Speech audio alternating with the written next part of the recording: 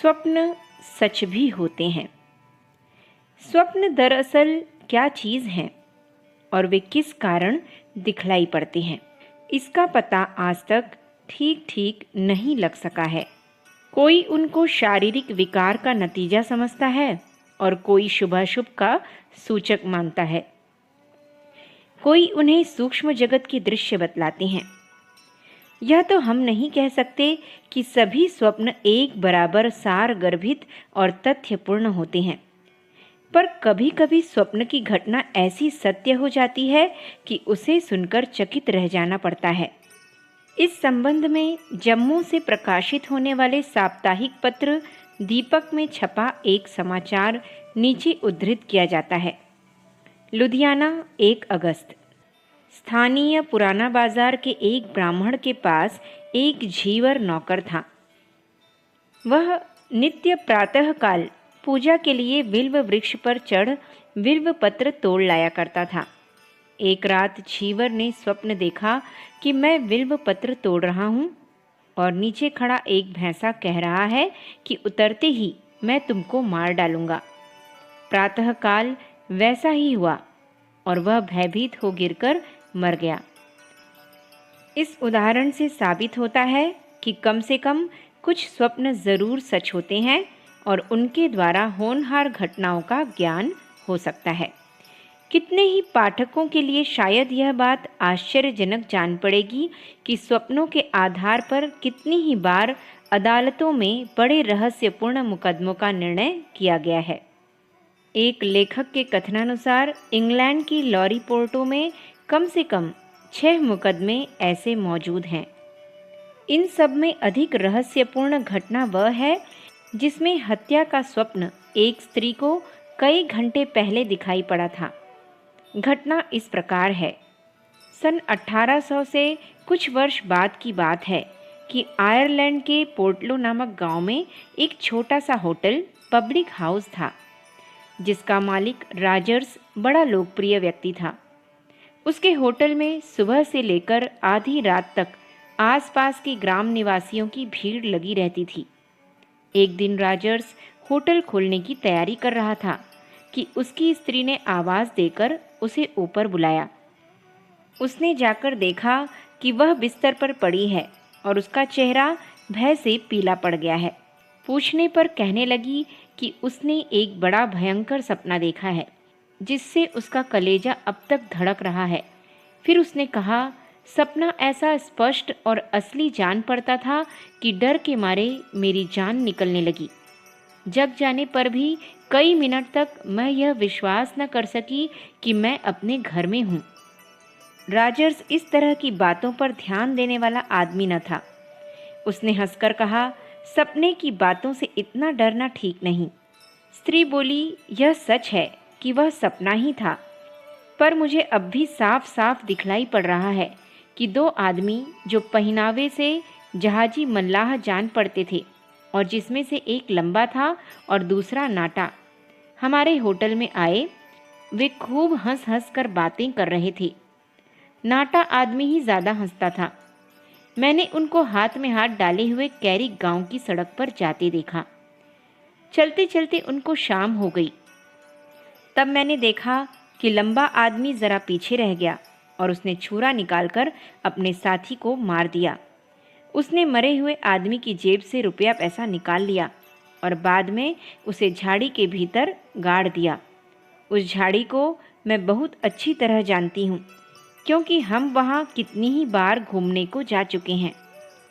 पति ने बिना ज़्यादा ध्यान दिए कहा, खैर यह सब सपना ही तो है, इसके लिए ज़्यादा फिक्र मत करो। उठकर जल्दी से जलपान कर लो। आज का दिन सुहावना जान पड़ता है, इसलिए शायद होटल के काम में मदद करने की तुम्हारी ज़रूरत पड़े। राजर्स का कहना ठीक निकला।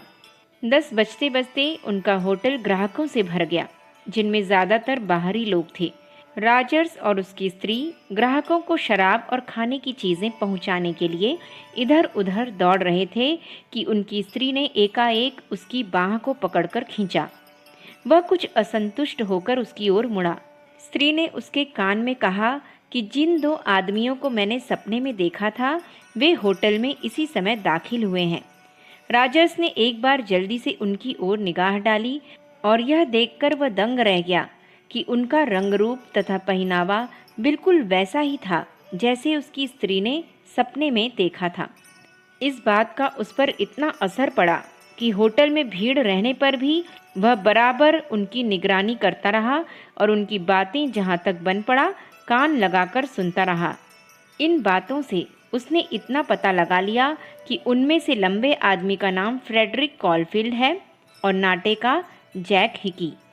वे दोनों हाल ही में अमेरिका से लौटे हैं और जहाज पर ही उन दोनों की मुलाकात हुई है। यह भी मालूम हुआ कि हिकी ने न्यूफाउंडलैंड में मछली के रोजगार में काफ़ी रुपया पैदा किया है।